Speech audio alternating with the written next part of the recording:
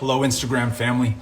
We're going to be joined today by State Representative James Talarico, a state representative here in Texas, who's going to tell us about the state of public education in the state of Texas, which has a huge bearing not just on Texas families and children, but given the outsized role that we play in this country, it's going to affect everyone no matter where you live. And this guy is the go-to person on this issue. And it's critically important because Governor Greg Abbott has called a special session that starts this coming Monday to try to change how public education works, how it's funded, where the money goes literally, and maybe ultimately whether we'll have public schools anymore, at least public schools as we've known them. So we're excited to listen to James, excited that he's agreed to come on. I'm going to try to find him on this app.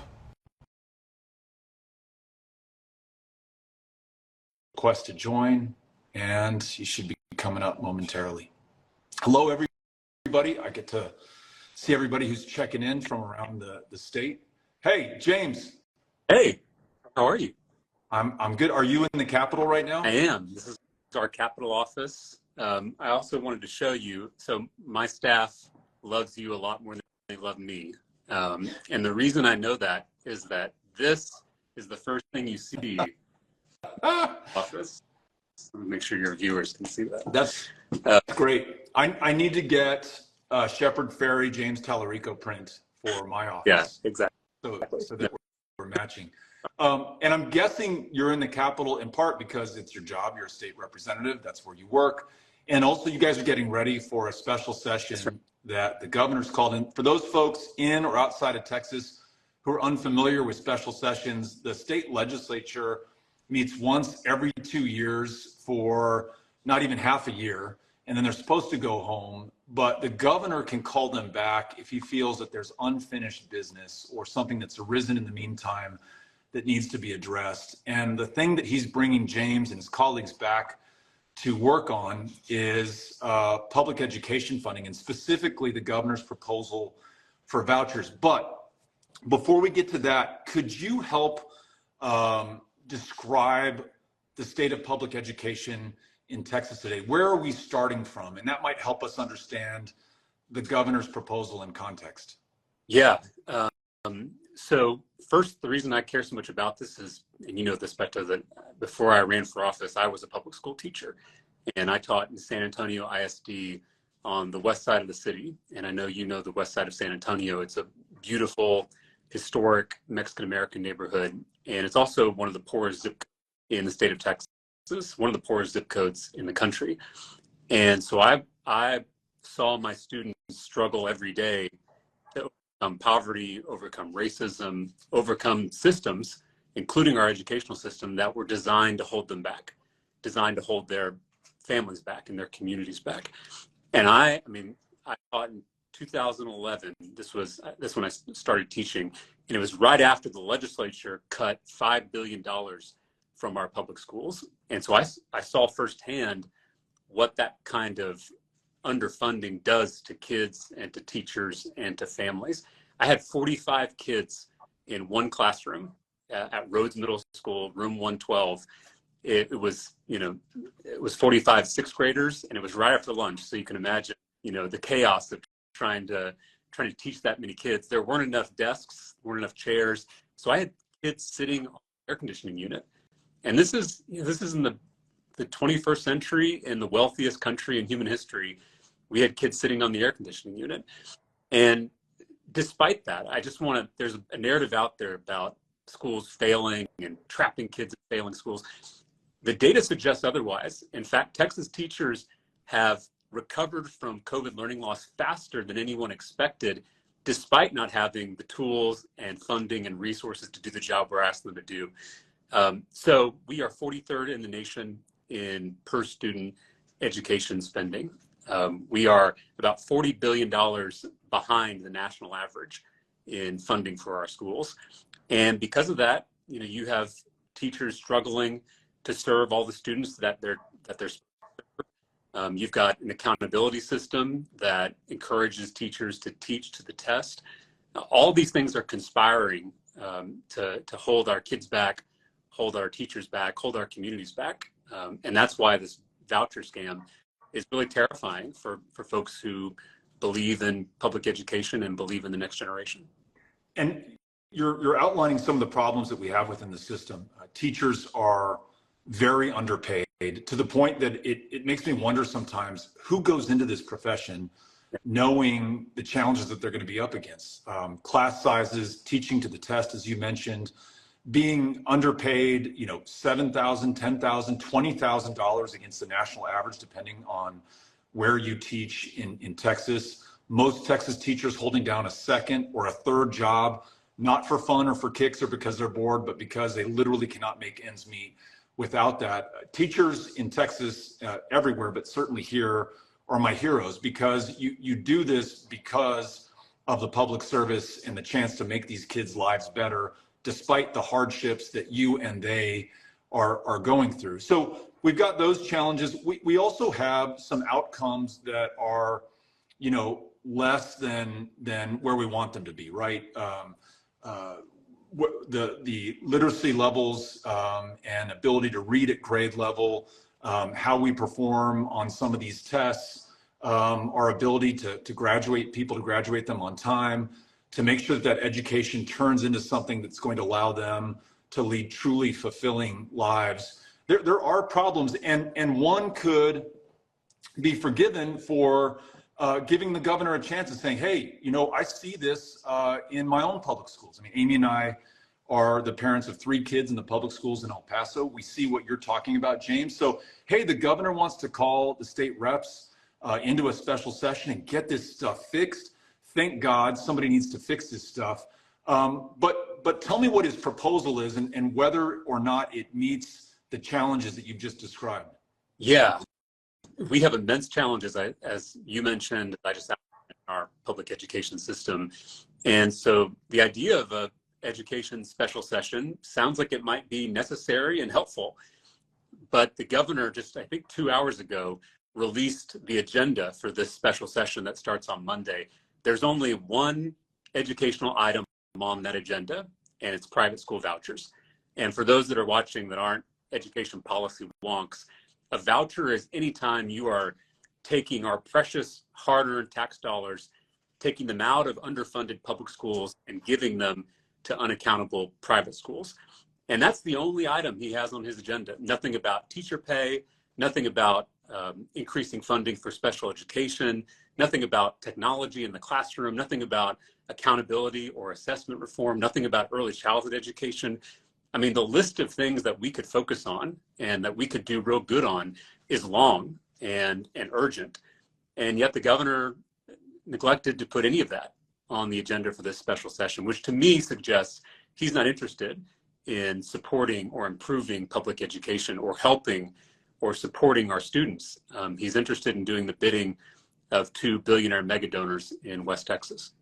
So vouchers, as I understand it, is we take public taxpayer dollars, we remove them from public school classrooms, and I think in the governor's terms, we allow the money to follow the child. And so if my child is going to a poor performing public school in El Paso, Texas, I guess with vouchers, I can send my child to a private school that will, potentially be higher performing, something I couldn't have afforded before. What's wrong with that idea? Yeah, I call vouchers a scam. And the reason I call them a scam is because they sound good when you first hear about it, right? Like any scam. It's when you go like one level deeper, you realize that it's ripping you off. So a few things. One, the evidence suggests that vouchers, when they're tried in other states, don't actually improve student performance. There was a 2017 Department of Education study of the voucher program in Washington, D.C., and it showed that the kids who left public schools and went to private schools actually did worse on math and reading tests. So that's one. They don't actually improve student performance. Second is there's this slogan, school choice, which again sounds good, but it's not school choice. In fact, it's the school's choice, because private schools can deny admission for any reason they want. They can deny admission to a child because of academic. They can deny admission because of behavior problems. They can deny admission because your parents don't make enough money. And they can deny admission because you're not the right cultural fit. And so public schools have to serve everybody, right? Anybody in their attendance zone. Private schools do not. And in fact, the states that have tried this, let's take Arizona, for instance, 80 to 85% of their voucher program goes to subsidize kids who are already in private schools to begin with. So you're taking money for public schools that are meant for everybody to serve all kids, and you are subsidizing the private education for the wealthy few. And so, again, I try to communicate that although it sounds good on the outside, when you start to dig into the details of these voucher scams, you realize that it's just a ploy to defund public education and close public schools across the state. If nonetheless, you've made that argument, I hear you, but I'm not persuaded. I'm so excited. Now I'm going to have the money to send my kid to a private school that I otherwise wouldn't be able to afford. Let's say that private school is $15,000, $20,000 a year. I'm set, right? Like maybe I don't like some of the things that you're talking about, but all I care about is my kid's success and our ability to afford it. So $20,000 covered by Texas, Yep. right? No. So that's the bad news, right? You take your voucher and you go to this private school that's $15,000, $20,000 a year, and the voucher is only for $8,000 a year. And so if you're a working family, how are you going to make up the difference? You're not. And that's because these private schools are not meant for all of us. They are meant for the elite, wealthy few.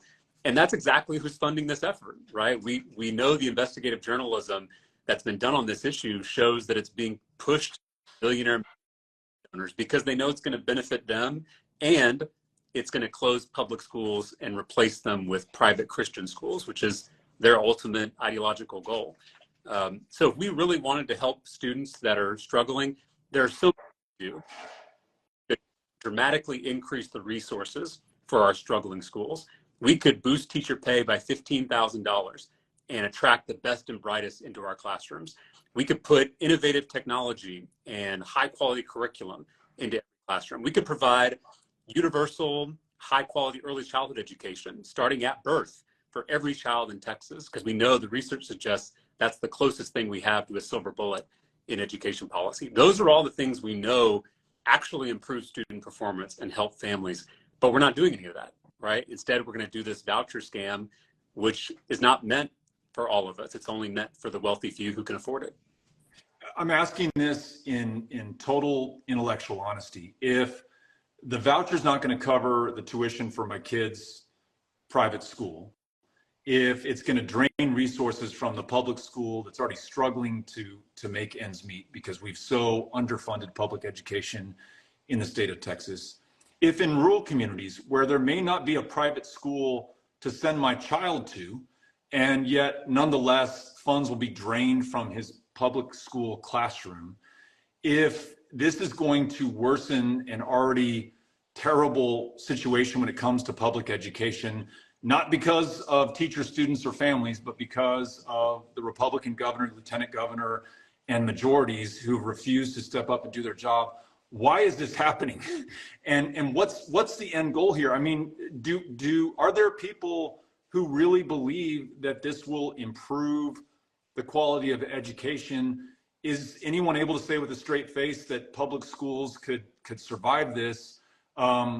What's the motivation for the governor who's called this? What's the motivation behind these two billionaire preacher, political action activists who are pushing this? Why is this happening, in other words? Yeah, that's the most important question that we could ask. And I, like you, Beto, I try to meet people where they're at. I try to assume best intentions. You know that I've done a lot of work across the aisle here in the legislature, working with my Republican colleagues on things we do agree on.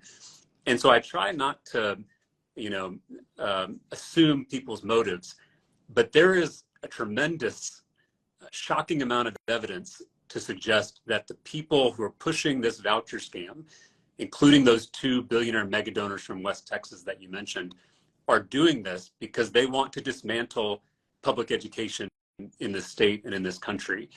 And their alternative is private Christian schooling that will turn Texas into a authoritarian Christian nationalist state. And that's not hyperbole. I encourage anyone who's watching to look into some of this investigative journalism done by CNN, done by the Houston Chronicle, where they have gone through this sprawling network that these two billionaire pastors are funding. And you can tell that their ultimate goal is really to close public schools across the state. And when you understand that, the voucher scam makes a lot more sense. It's not trying to help kids. It's not trying to provide school choice or educational freedom. It's designed to siphon off dollars from public schools so that they can close them. Now, just at face value, that sounds crazy. I mean, that sounds almost unbelievable. This is James Talarico's conspiracy theory about why Governor Abbott is introducing vouchers in this special session. But I think we would have thought that the governor's proposal to completely ban abortion in the state of Texas, with no exception for rape or incest, and to have spurred this effort at the local government level for Republicans to try to punish women who travel on their roads to go to states where abortions are still legal, at a time that Texas leads much of the developed world in a maternal mortality crisis that's 3 times as deadly for Black women.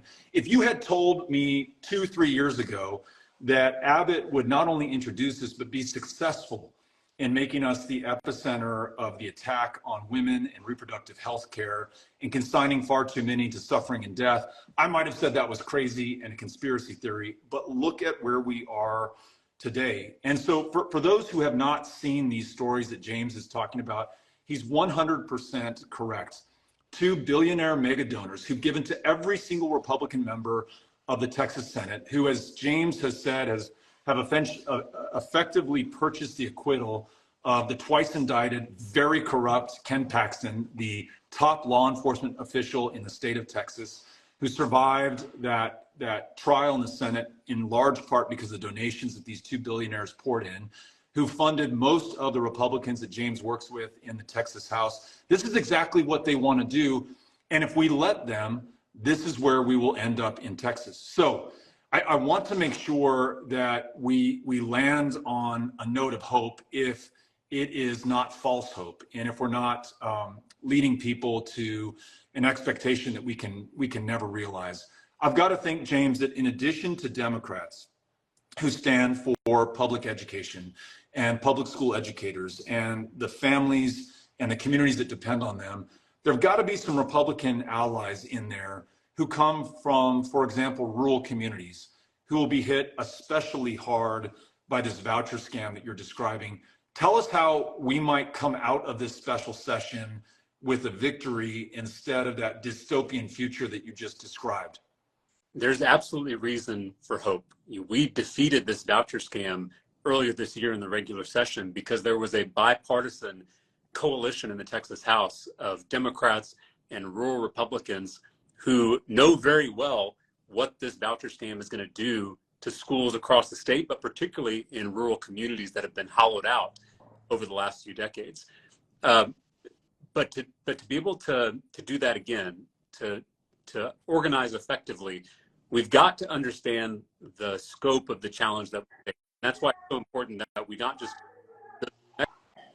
we also name them, right? Tim Dunn and Ferris Wilkes are their names. Go look them up on see all the donations. But you alluded earlier that they are also pastors. They both preach at far right churches. And in those sermons, they preach a theology of power and control and domination. And that's exactly why they want to control what we do with our own bodies, what we read, what we learn, what we say, where we travel.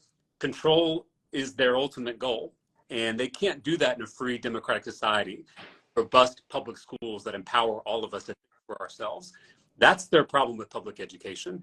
And so if we recognize that, and I think we stand a good chance of holding this bipartisan coalition together, uniting across party lines, right? This is not a Democratic issue. This Democrats, Republicans, Independents should support our public schools and support our democracy and resist the effort of billionaires to buy our top officials and our state into a Christian fascist theocracy. Well, I mentioned before you joined, as I was introducing you when we started the live stream, that you are our go-to person when it comes to public education in Texas. It's the role that you play in the state legislature. It's the fact that you're leading this fight against vouchers. It's the fact that you were a public school educator in a district where you really learned about the potential, the talent, the absolute amazing performance that these kids were able to produce despite those circumstances. And it fired you up for what they would be able to do if we really treated these public schools with the respect that they deserve, funded them to the level, at least commensurate with what we're doing in the rest of this country, and then made sure that Texas educators are free to teach to these kids and to allow them to reach their full potential and aren't, tied to a standardized test, aren't having to work a second job, aren't bogged down in unnecessary paperwork. So to realize this, and as the leader of this fight, as we go into this special session, what do you want all of us to do? So everyone who's watching now live, everyone who will see this on replay, we don't want to be passive bystanders to the action. We all have a stake in this. And those of us who have kids in public schools, well, that's obvious. But each of us in Texas is a taxpayer into the school districts. Many of us live in communities where the school district is the largest employer. It's literally the economic lifeline for our city, our town, our county. All of us have a vested interest in the outcome. What should all of us be thinking about doing right now? Yeah, it's a great question. First, watching this live stream, reading articles about this issue, understanding the folks pushing these voucher scams, that's critical. Being educated yourself, being informed yourself is the first step to taking action. Second, I hope that folks watching make their voice heard to their state representative and their state senator, and calling those folks, emailing them, even showing up to their office if you're able to, will make a difference. And I hope people make their way to the state capitol. We're having a rally this Saturday outside the Texas Capitol to support public education and protest these voucher scams. So I hope folks can show up to that. And Monday is the start of the special session. I know it's Indigenous Peoples Day, so some folks have off from work. I hope they'll make their way to the Capitol too and make their voice heard. Because as you said, Beto, our kids, our Texas students are so much better than this. I firmly believe there is nothing they and our public school teachers can't do if we give them the resources. I believe that with every fiber of my being. And I hope everyone who's watching agrees.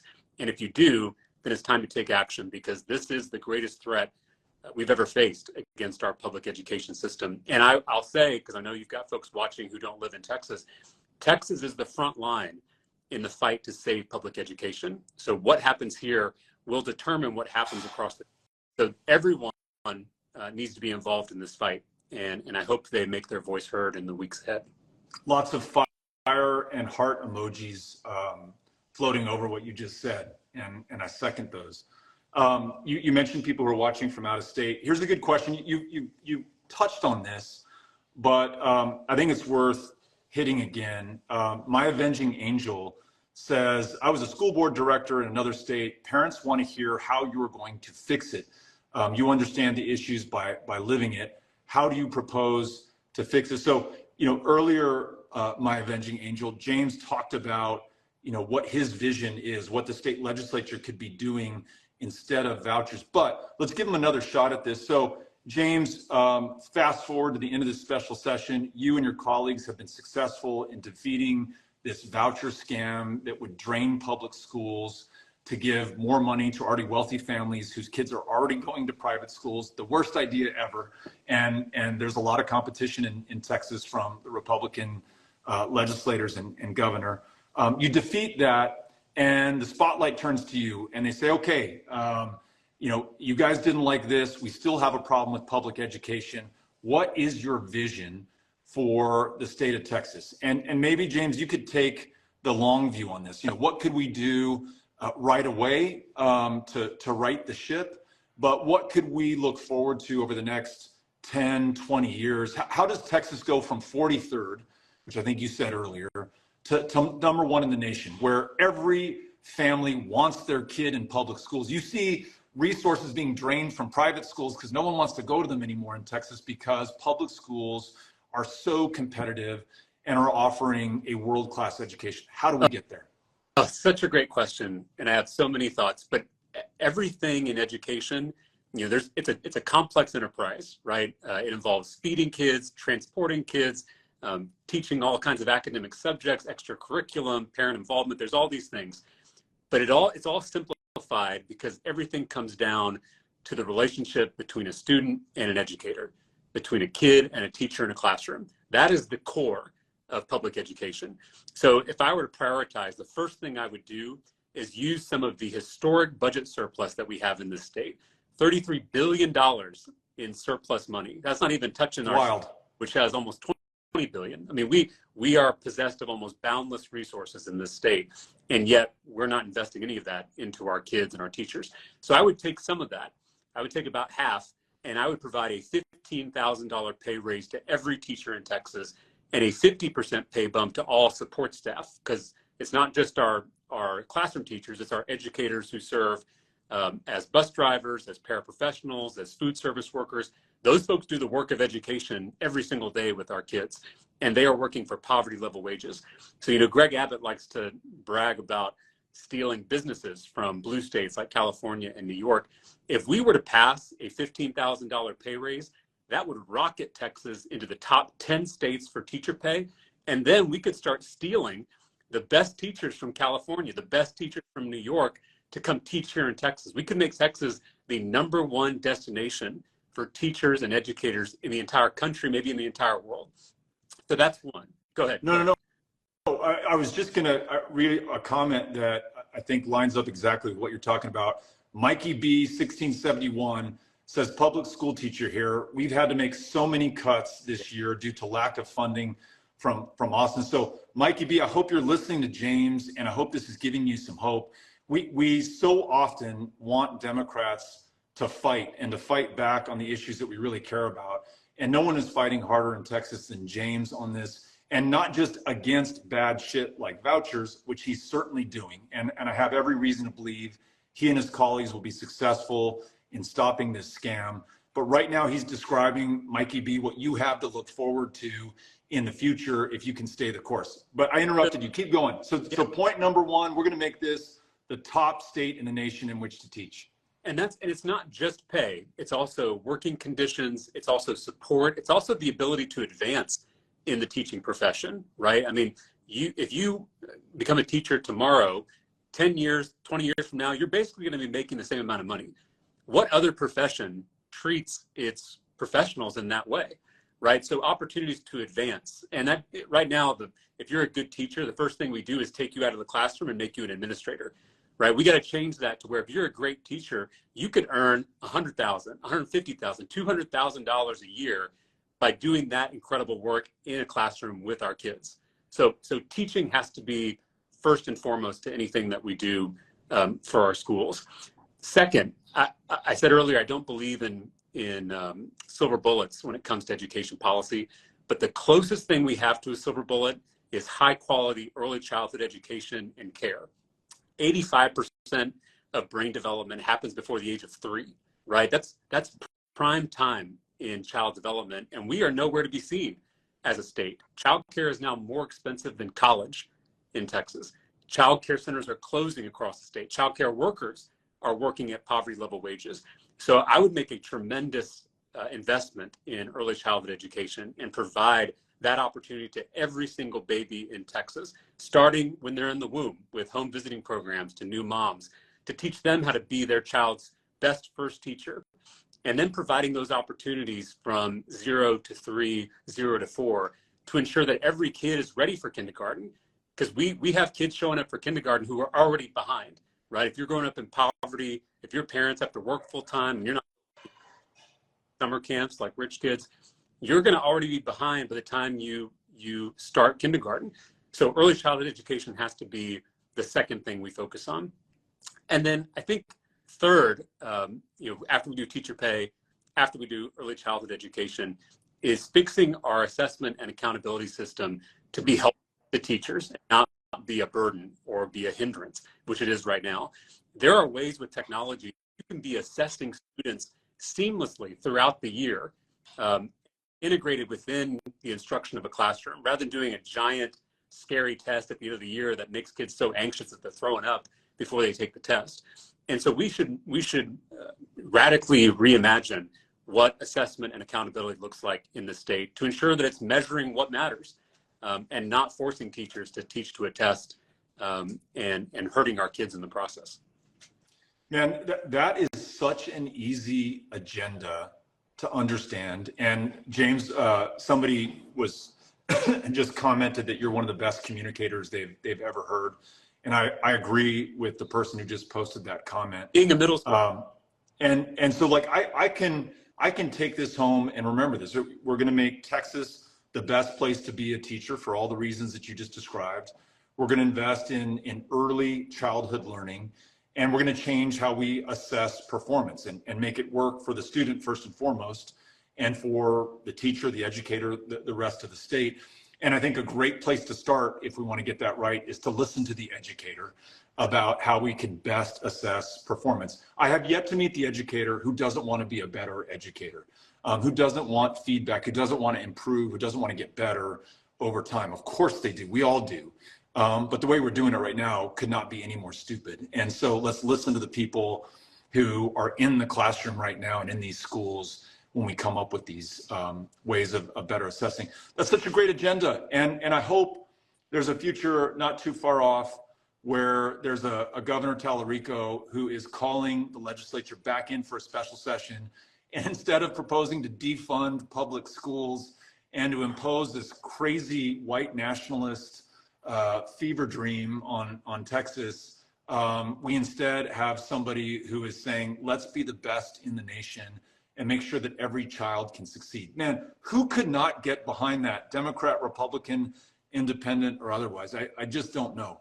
So I think you answered the challenge of giving us some hope, even though this is a really tough time. And I'm just, for the folks who are posting, I'm both listening to James and I'm reading your comments. And James, so many of them are teachers or educators who are talking about what a struggle it has been.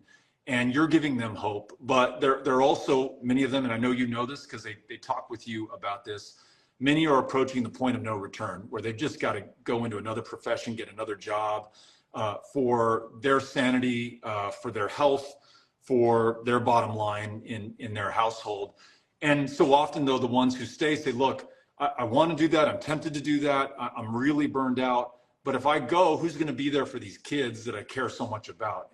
And that's, again, why these educators are our heroes and why we're so grateful that you're fighting for them and fighting for the kids in those classrooms who deserve this in the wealthiest, most powerful country on the face of the planet, in the entirety of human history, in the greatest state within this great country. We should be doing so much better. So I love, and I wish more Democrats would do this. You know, James has identified the problem, the thing that we must defeat, this voucher scam, the people who are behind it, Wilkes and Dunn, these billionaire mega donors who want to completely drain public ed and privatized education in our state. And he's also offering us a vision of how we do this the right way. And it's not pie in the sky. It's very pragmatic. It's very doable. We have the resources, and I think we have the will. We just need the elected leaders who will follow that will that so many of us have and have expressed. So keep up this fight. Know that we're with you. And for those who are new to James Talarico, please follow him here on this platform. Follow him on Twitter. We're going to be getting daily updates on where he and his colleagues are in this special session, what we need to do to support them in order to defeat the voucher scam in Texas, and then importantly, how we move forward to fully fund world-class public ed in the state of Texas. James, thanks so much for being with us today. Thank you, Beto. And I'm not going to let you go without telling you how much you have taught and helped our team here at the Capitol. Many of the folks watching know that I got elected in 2018 in a swing district because you were running for U.S. Senate and helped our campaign over the finish line. So I would not be here if it wasn't for you. And I do know that most of our staff got their start working for you in your congressional office and on your campaigns. So we hope we're making you proud, and we're so grateful for everything you've done for us and for the state. Absolutely proud of you guys. And we're behind you. And so you just need to give us orders. We wish you the best of luck as this special session starts on Monday. Maybe we can talk again in the middle of the session. Yep. You can give us an update on where we are. And Godspeed. Thank you, Beto. Adios. Bye. Bye-bye, everybody. Thank you.